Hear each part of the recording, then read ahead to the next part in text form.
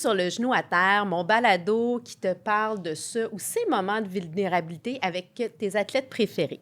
Mon nom est Isabelle Etier, puis aujourd'hui, j'ai l'honneur de m'entretenir avec une skieuse professionnelle, double médaillée olympique, double championne du monde en freeride, Justine Dufour-Lapointe. Bonjour, Justine. Bonjour, merci. Hey, merci de te prêter au jeu, de venir sur le balado. Écoute, là, tu t'apprêtes à partir pour ton entraînement intensif en Europe pour aller conquérir un troisième championnat mondial, j'imagine. J'aimerais ça que tu nous expliques un peu c'est quoi la différence entre le ski acrobatique puis le freeride, là, pour le commun des mortels. Oui, bien, je pense que c'est normal d'avoir ces questions-là. Des fois, on pense que le ski, c'est une discipline, mais tu sais, il y en a tellement. La grosse différence entre le freeride puis le ski acrobatique, bien, en fait, c'est que c'est un sport professionnel. Puis, donc, c'est pas encore sous le chapeau olympique, compétition internationale en Coupe du monde. Donc, ça a son circuit propre, qui est le Freeride World Tour. Donc, c'est principalement ça, la grosse distinction, c'est que c'est pas un sport qui est encore olympique, peut-être un jour, mais pas pour l'instant. Mais c'est un sport, en fait, qui est vraiment, l'environnement est très différent. On parle en bas, c'était 250 mètres de bosse construite avec des machines. Puis, on arrive en freeride. Puis, en fait, c'est la montagne. Le sommet, sans aucun, en fait, la nature décide la qualité de la neige, s'il y a neigé ou pas, venté, il y a du soleil. Bref, c'est vraiment un terrain vierge. Puis nous, en fait, on descend à travers ça. Puis la montagne n'a pas le droit d'être skiée 30 jours avant. Donc, c'est vraiment... T'as jamais testé, là. Fait que t'arrives là, tu peux pas dire « Ah, je vais faire ça, ça, ça ». Tu y vas selon ce que la montagne te guide. En fait, c'est plus ou moins les deux, dans le sens que le monde pense qu'on improvise, mais on n'improvise aucunement. Okay. Si tu improviserais, tu meurs. Là, je veux dire, c'est dangereux là, de se lancer puis de ne pas savoir où tu t'en vas. En fait, c'est qu'il y a beaucoup de préparation en amont de savoir, OK, bon, ben je vais visualiser d'aller dans cette section-là de la montagne, cette section-là de la montagne, puis de savoir où sont les aspects dangereux, où sauter, pas sauter. Fait que, bref, il y a beaucoup d'études de terrain, mais principalement, c'est ça, la distinction, c'est l'aspect au niveau, oui, environnement, qui est très différent, très dangereux. Carrément. Puis je pense que oui, c'est un tout autre sport qui est sa discipline en soi. En tout cas, moi, j'ai regardé les vidéos, j'ai le vertige un peu, puis je fais comme « Oh my God, je meurs juste à essayer d'atteindre le sommet. Tu m'impressionnes. » Ben, écoute, tu nous as fait vivre tellement des moments inoubliables à travers ta carrière, ton parcours, des succès, des victoires, des médailles. Tu sais, bon, toi, mais ta famille aussi, tu sais, avec tes sœurs, là, on peut dire que vous êtes vraiment tricotés serrés. Je trouve ça vraiment coquin, votre nom de compagnie. Mais tu as aussi fait face à des moments d'adversité, à de la vulnérabilité. Puis là, j'aimerais que tu me partages ton moment à toi. Quel a été ce moment où tu as mis le genou à terre, que tu as envie de nous parler aujourd'hui de... Il y en a tellement. Pour vrai, je pense que être vulnérable, j'ai appris très jeune, je crois, à l'être, parce que, veux pas, je pense que le sport nous amène à être face à nous-mêmes, que j'appelle souvent un miroir de soi-même, puis on n'a pas le choix de le voir parce qu'à tous les jours, on est confronté à un jugement, à un score, puis là, t'es comme « Aïe, aïe, ça me fait mal d'entendre ça, de voir que c'est ça qu'un juge me donne aujourd'hui sur ma valeur. » Puis, OK, pourquoi il me donne ça? Puis de comprendre, est-ce que j'ai-tu fait une erreur? J'ai-tu fait quelque chose? Donc, je l'ai appris très jeune à quel point, en fait, c'était aussi une grande source toujours sans fin de, je veux dire, power. De motivation? De motivation, mais une force en soi à aller découvrir. Je pense que comme j'ai vécu des années incroyables, des expériences super positives, mais je pense, tu sais, j'essaye présentement de penser à un seul événement qui aurait pu être le pire. Puis je pense qu'à chaque fois que j'ai vécu une épreuve, il y en avait toujours un plus dur qui arrivait après, tu sais, ou un an plus tard, puis là, t'es comme, je pensais que j'avais déjà vu le pire, tu sais, puis finalement, non. Puis c'est ça qui est beau, c'est de voir à quel point notre corps est prêt à s'adapter à la résilience puis à toujours être prêt pour le prochain défi qui nous attend.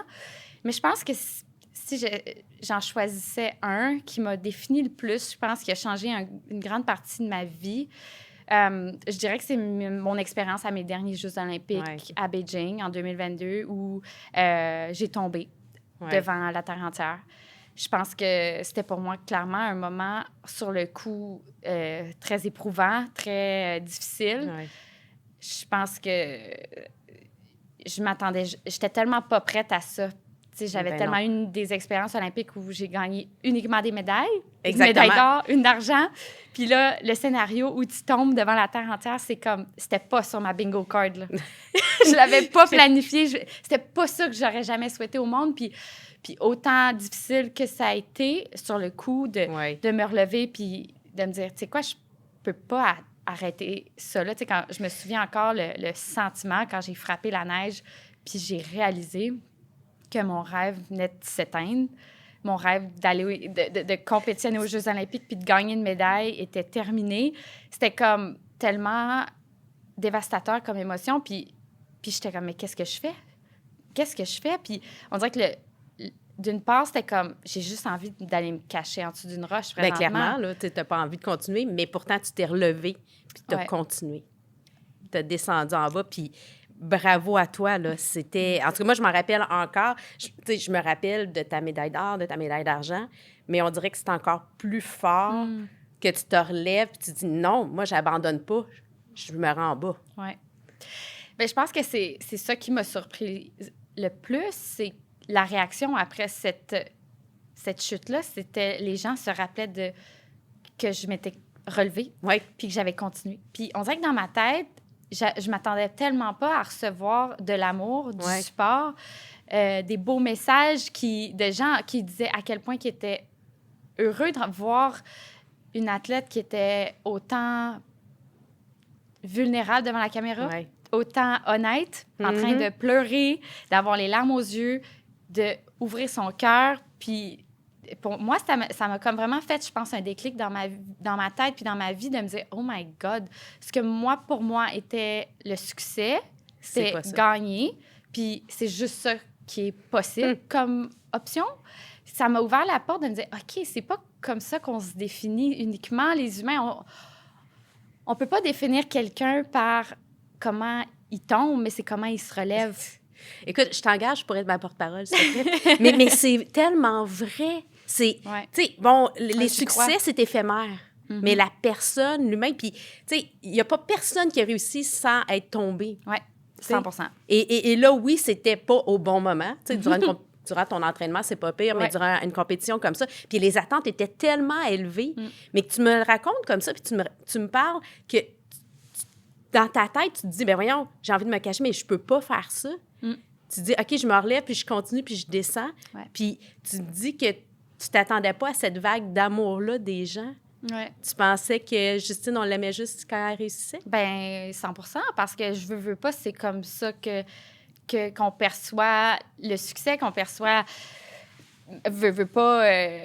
Oui, il n'y avait pas d'autre option dans ma tête. Puis je pense que de l'avoir vécu comme ça pour une première fois aussi intensément, je pense que ça m'a permis de vraiment aller voir une autre facette de moi-même, puis voir une autre facette aussi de OK, ça m'a pas tuée. Ça m'a vraiment pas tuée finalement, cette expérience-là. Puis en fait, ça m'a redonné le courage de rêver grand, puis de me dire, ben tu sais quoi, j'ai vécu peut-être, je pensais, la pire situation dans ma vie, puis finalement, ça m'a juste donné l'opportunité de comme, ça me tuera pas, puis j'ai juste en fait d'autres idées de pourquoi pas aller plus haut, plus loin, puis au pire, on va tomber, puis on va se relever, puis on va continuer parce que c'est plus ça qui me définit, autant le succès, les médailles, mais que la peur de l'échec. La peur de l'échec. Ça. Maintenant, ça t'habite plus comme avant? Plus comme avant. Je pense qu'avant, comme je me souviens, le sentiment de comme, OK, après ma carrière olympique, je suis comme, qu'est-ce que Justine va faire? C'était comme le néant, puis la confiance. Je veux pas, tu sais, quand on est dans un moule où on fait une seule chose, tout le temps la même chose, puis on est vraiment bon à cette chose-là, mais puis c'est ça, pour ça qu'on devient les meilleurs dans un sport, mais ça reste que c'est très... on est très serré dans tout ça mentalement. On n'a pas d'ouverture à peut-être explorer d'autres talents, d'autres facettes de nous-mêmes. Puis je pense que comme quand j'ai vécu cette expérience-là, je pense que ça m'a dit, ben tu sais quoi, peut-être qu'on peut le faire aussi dans d'autres sports. Puis l'idée de me réinventer dans une nouvelle discipline, après avoir tombé aux Jeux olympiques, pour vrai, j'étais comme, ben tout à gagner, en fait. J'ai plus rien à perdre. J'ai vécu une incroyable carrière en ski acrobatique. Puis pourquoi pas aller me donner ce cadeau-là de me donner une deuxième carrière dans un nouveau sport. Puis on dirait que j'avais juste comme regagné cette légèreté d'esprit de me dire, il n'y a plus cette pression-là que j'ai besoin de me mettre à avoir un succès pour me définir. Hey, mais ça devait être lourd de porter, de dire, hey, il faut que je réussisse. Il faut tout le temps que. Ou c'était plus comme une motivation de dire, OK, tu te rendais pas tant compte que ça, que tu avais cette pression-là parce que pour toi, le succès était là.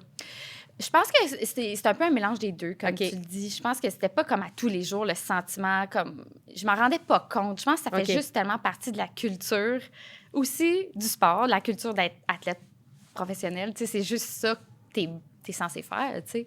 T'es Ouais. censé être le meilleur dans quelque chose qui est ton sport. Donc, oui, à la fin, on s'attend à une médaille. Puis je pense que comme...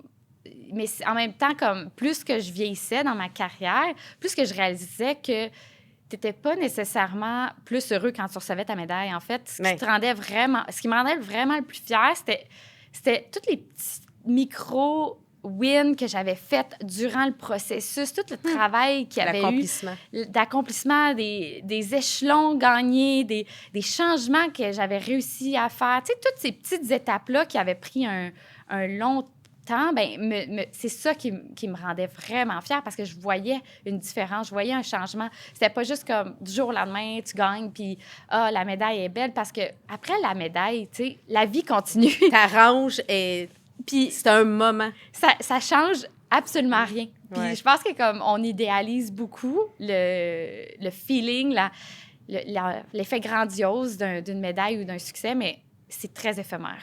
Ouais. Ça dure l'espace de 12 heures, des fois même 6 heures. Tu sais, comme ça peut être vraiment court. Ben, ta médaille olympique, tes 2 médailles, Oui. on les a quand même célébrées un peu plus longtemps. Ça, c'est sûr. Effectivement. Mais je comprends ce que tu veux dire. C'est que c'est vraiment plus ce que tu apprends.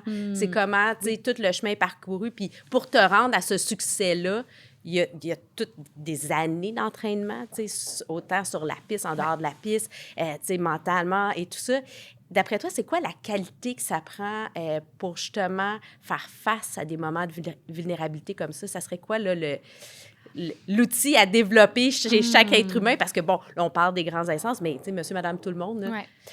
Bien, je pense qu'il y a une de mes proches, très proche dans ma carrière, qui m'a dit une fois cette phrase qui m'a resté en tête quand j'ai eu des moments difficiles. Puis, autant que, même encore aujourd'hui, j'y pense, puis je suis comme, hey, elle me trigger. Mais elle me fait aussi vraiment beaucoup de bien. C'est qu'il n'y a rien qui arrive pour rien.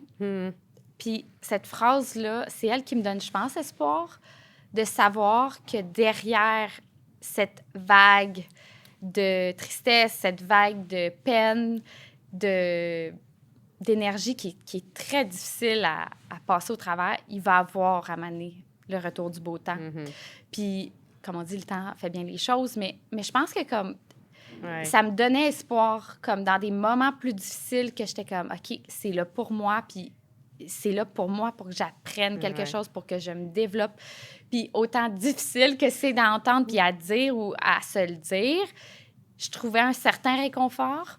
Puis je pense que oui, dans des moments de vulnérabilité puis de difficulté, comme, faut pas avoir peur d'aller au fond des choses. Puis je pense qu'il y a tellement de réponses qui se cachent en nous, plus qu'on pense. Tu penses qu'il y a une espèce de lâcher-prise? Tu sais, cette espèce, quand tu dis, bon, il n'y a rien qui arrive pour rien dans la vie, c'est comme, tu sais, on gagne ou on apprend. Tu sais, il y a une espèce de... Quand tu dis, OK, bien, je remets la situation en, tu sais, où ce qu'elle est, puis on va faire avec, puis on va juste, comme, construire. Eh bien, je pense que oui, il y a un lâcher-prise énorme là, qu'on doit tous faire à m'amener parce que, clairement, on n'a pas de contrôle sur certaines choses, puis encore moins sur les autres. Mais oui, je pense que comme... Tu sais, c'était... Tu sais, je veux dire, la chute que j'ai vécue aux Jeux olympiques, tu sais, après coup, comme même, j'avais une certitude, c'est bizarre, mais même après quelques jours, après d'être revenue à Montréal, j'étais comme, pour vrai, il faut croire qu'il fallait que je vive cette expérience-là. Comme, il faut croire que, comme, il fallait que je passe au travers pour comprendre peut-être des d'autres personnes, comprendre d'autres facettes de moi-même, de comment je réagis dans ces zones-là. Puis veux pas, maintenant, honnêtement, je remercie un peu la vie d'avoir eu la chance de le vivre parce que ça m'a permis de rebondir. Puis je pense que peut-être si j'avais pas tombé aux Jeux olympiques, j'aurais peut-être pas eu le courage de me lancer dans une nouvelle discipline puis une nouvelle carrière parce que j'aurais pas été au fond du baril pour pouvoir en ressortir. Puis j'aurais peut-être voulu rester dans ma zone de confort. Qui sait? C'est un bon point, ça, sortir de sa zone de confort. Puis là, double championne en freeride. Nouvelle saison qui commence cette année. Oui. Fait que, oui, effectivement, des fois, la vie nous réserve des surprises. Bon, c'est sûr qu'on préfère toujours être dans le positif, mais ça ne nous définit pas, vraiment pas, lorsqu'on vit des moments comme ça. Qu'est-ce que tu voudrais que les gens se rappellent de Justine, la femme, et non pas juste Justine, l'athlète? Oh, mon Dieu! Hein?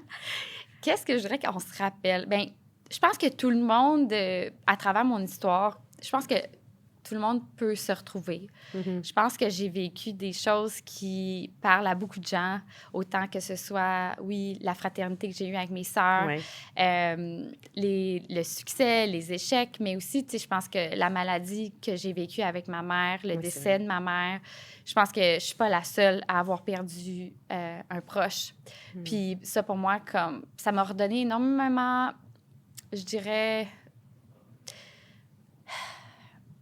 d'humanité puis de vulnérabilité de me rendre dans ces zones-là puis de pouvoir en parler comme ça ouvertement maintenant, aujourd'hui, dans des plateaux de télé, dans des shows, puis de parler du deuil, de parler de comme tout ce qui se passe aussi, comme dans que je fasse du ski ou pas, comme je suis quand même la fille de ma mère, puis ma mère est décédée, puis maintenant, ben je vis avec ça, puis c'est un deuil de tous les jours, puis je pense que comme ça me fait du bien de savoir que mais tu as le droit. Mon histoire fait du bien aussi aux gens, puis que les gens ne sont pas seuls à travers toute cette panoplie d'émotions.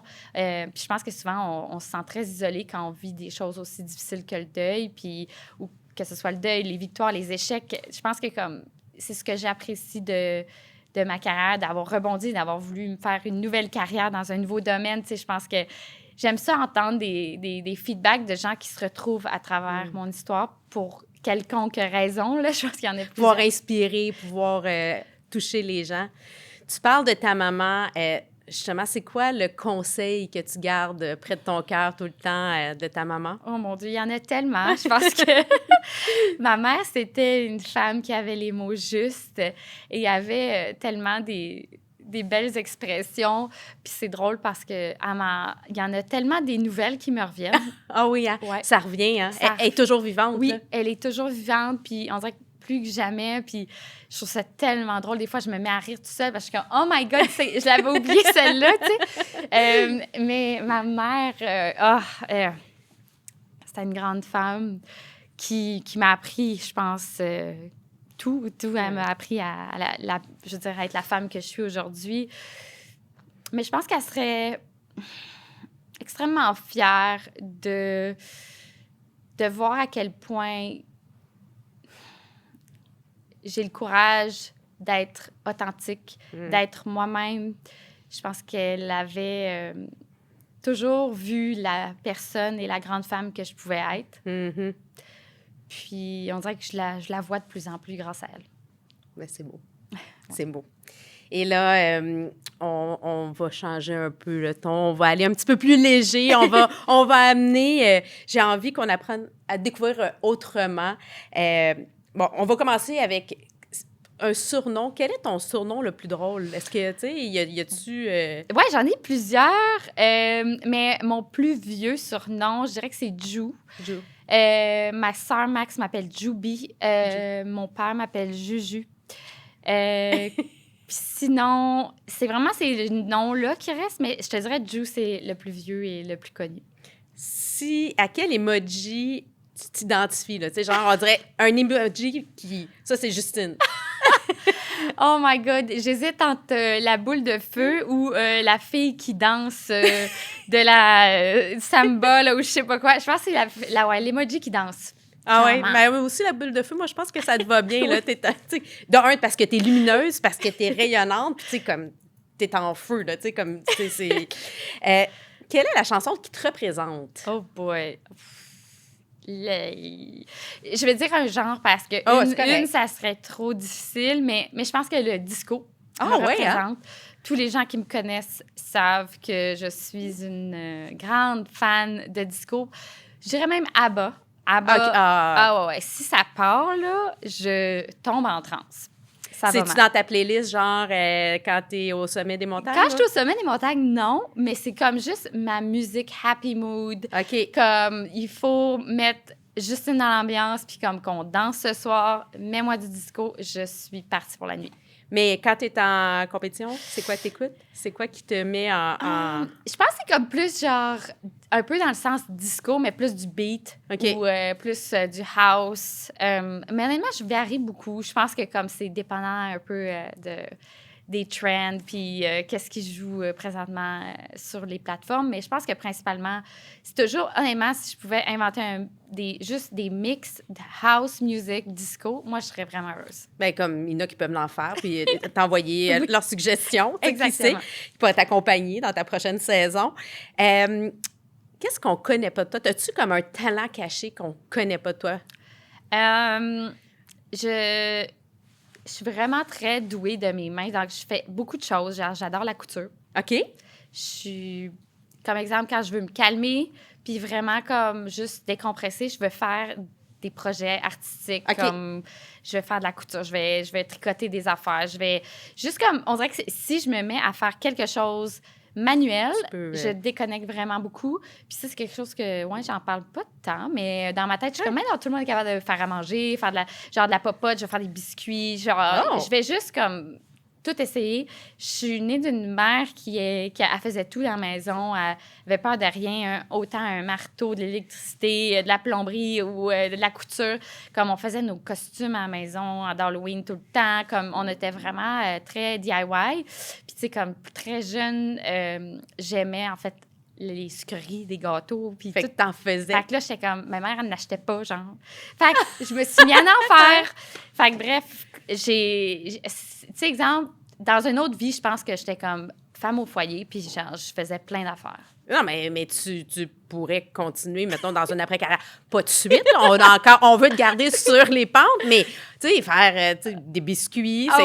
T'es-tu type vanille, chocolat? Oh my God, j'ai fait tout. Honnêtement, comme moi, ce qui me passionne le plus, c'est utiliser, hier, j'ai fait cuire mes citrouilles, là, parce que je veux faire comme des brownies aux citrouilles ou peut-être des biscuits aux citrouilles, tu sais, comme tout. Ben, tu pourras faire une collection spéciale pour le Haut Lodge Café Plein Air, puis ça serait parfait. Exactement. À vous. Quelle est la célébration de la victoire la plus épique que tu as vécue? Oh mon Dieu! OK. Je pense que la plus épique, c'est évidemment, je vais te dire, d'avoir gagné mes premiers Jeux olympiques. Avec ta sœur. Avec ma sœur. Les 3 sœurs étaient là. C'était comme... Puis tu sais, on était tellement jeunes. J'avais 19 ans. Puis... C'est fou, hein, on oublie, hein? Vraiment, tu sais, ça va vite. L'année passée, ça faisait 10 ans qu'on célébrait cette médaille aux Jeux olympiques. Puis j'étais comme, oh my God, on dirait que ça fait une éternité, mais en même temps, c'est comme si c'était hier. Puis je dirais que le plus drôle dans cette victoire-là, c'est qu'en fait, c'est rien passé de si extraordinaire parce qu'après, on s'est fait juste bombarder de médias, de shows de télé. On s'est couché finalement, je pense, à 7 heures du matin. Puis on avait juste hâte, finalement, au moment où on s'est retrouvés dans ma chambre, notre chambre olympique. On s'est commandé, on est allé chercher du McDo. Puis on a mangé à terre. Puis c'est le moment que je me souviens le plus. C'est manger du McDo à terre dans la chambre avec tes sœurs, juste pour décompresser. Puis c'était comme, je me souviens, on était comme, mais qu'est-ce qui vient d'arriver là? Comme un tsunami. Là, notre vie sera plus jamais la même. Fait que c'était comme notre dernier McDo avant que notre vie change bout pour bout. C'est extraordinaire. Si je te donne l'occasion de rencontrer une personnalité du passé, du présent ou du futur, oh mon Dieu! Qui tu choisis et pourquoi? Du présent ou du futur? Ouais. Ou du passé? Tu peux aller dans toutes les sphères. Toutes les sphères? Ah ouais, c'est une free ride, là.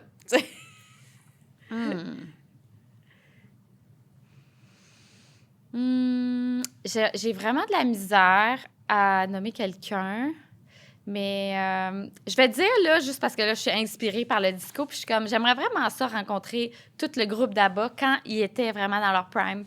Ben, c'est cool. Genre, voir comme la folie. Genre, Vive la folie, la fever, là. Exactement, là, puis de le voir en vrai. Comme on dirait comme... J'aurais aimé ça voir. Aller danser avec eux, puis être vraiment comme... Non, mais j'avoue, là, c'est... Parce que je trouve que comme, on dirait que la vie puis le succès back then à aujourd'hui, c'était comme deux mondes complètement différents. C'est vrai. Puis comme l'énergie, le crowd, comme tout le monde était comme tellement genre fan, puis starstruck, puis c'est comme les... Je sais pas, je pense que pour moi, j'aimerais ça voir. Il y avait une authenticité, on dirait, peut-être parce que tout était comme en vrai. Tu sais, comme t'écoutais, c'était un vinyle. Oui. Ou tu t'allais voir un spectacle. Ouais. Personne n'avait de téléphone dans les mains en train de prendre des photos. Tu vivais crier, en train de juste de regarder comme la foule, l'ambiance. Je pense que comme j'aimerais juste ça voir, comme on dirait. Puis tu vois, c'est comme ça va être de plus en plus quelque chose de rare puis d'unique de penser une vie sans comme autant de technologie. Mais ouais. Ça m'intrigue. Tu trouves-tu ça dur, des fois, justement, toute la gestion des médias numériques, puis comme de jamais avoir de pause? 100%. Honnêtement, je pense que ce matin, j'avais mon breakdown annuel ou même mensuel, d'être comme, pourquoi je suis en train de faire des posts aujourd'hui? Parce que oui, c'est l'anxiété à chaque fois, on dirait. Puis autant que comme, j'essaye sincèrement de comme utiliser tous les trucs que j'ai dans ma carrière, de planifier, d'organiser, de m'entourer. Mais c'est toujours quelque chose qui est difficile, no matter what. Ouais. Puis je pense que comme t'as beau tout faire de bien, ça va toujours rester quand même quelque chose de très difficile de s'exposer, de poster régulièrement. C'est pas naturel. Clairement, là, puis il faut toujours travailler fort. Mais ça fait partie un peu du métier. Oui. Mais c'est plus naturel pour toi d'être en haut d'une pente et de descendre. Puis tu vois, moi, je te regarde aller puis je fais comme... S'il vous plaît. Eh bien, Justine, comme le dit si bien Billie Jean King, une championne joue jusqu'à ce qu'elle y arrive, puis tu es une vraie championne. Oh, merci. Ouais. C'est Par trop ta gentil. persévérance, ton excellence, tu es une vraie championne. Puis on te souhaite vraiment d'accomplir tes exploits parce que là, tu dévoiles tes objectifs en début de saison. Oui. Donc, tu nous les partager? Ben, en fait, c'est ça. C'est un peu une exclusivité qu'on va faire ce soir avec mon événement, avec mes partenaires. J'ai décidé de faire autrement cette année, de faire différent. Je pense que c'est quelque chose que les athlètes on fait pas souvent, de nommer nos objectifs. Tu sais, souvent, on va en parler en fin de saison, après que la saison est terminée, mais c'est quelque chose de quand même difficile de dire de haut et fort c'est quoi qu'on veut aller atteindre. Puis, tu sais, c'est ça, c'est difficile parce qu'on ne sait pas si on va réussir. Non, c'est ça, mais c'est encore de la vulnérabilité, encore 100%. Une fois. Puis je pense que ça te met dans une zone d'inconfort, mais je joue le jeu, puis je le fais parce que, justement, je veux me mettre vulnérable avec mes partenaires, puis de montrer le processus aussi derrière, puis des impliquer. Puis je pense que, comme finalement, plus qu'il y a de gens qui sont derrière toi en train de cheerer puis de te dire « let's go, on croit en toi, on croit en ton objectif », bien finalement, bien, la force de l'un complète tout le monde puis ça fait en sorte peut-être qu'on est même plus fort, je pense, quand on décide de le partager puis on peut être surpris. Donc, c'est ce que je vais découvrir, je te dirai ce soir. C'est bien, puis en fait, tout ensemble, on est encore plus fort. On peut y arriver. Bien, Justine, merci d'avoir participé au balado Le Genou à terre. Et on va te souhaiter une excellente saison en freeride. On va te suivre certainement. Oui, je vais regarder ça, je vais te suivre, on va t'encourager. Tu es vraiment une belle personne lumineuse. Continue à être vraie comme tu es. C'est trop gentil. Et à vous, à la maison, n'oubliez pas que c'est pas vos épreuves qui vous définissent, mais c'est comment qu'on se relève, comment on fait face à la vulnérabilité. Fait que n'oubliez pas d'aller vous abonner sur causeport.tv pour ne manquer aucun épisode, pour avoir accès à toutes les exclusivités. Puis je vous dis au prochain balado.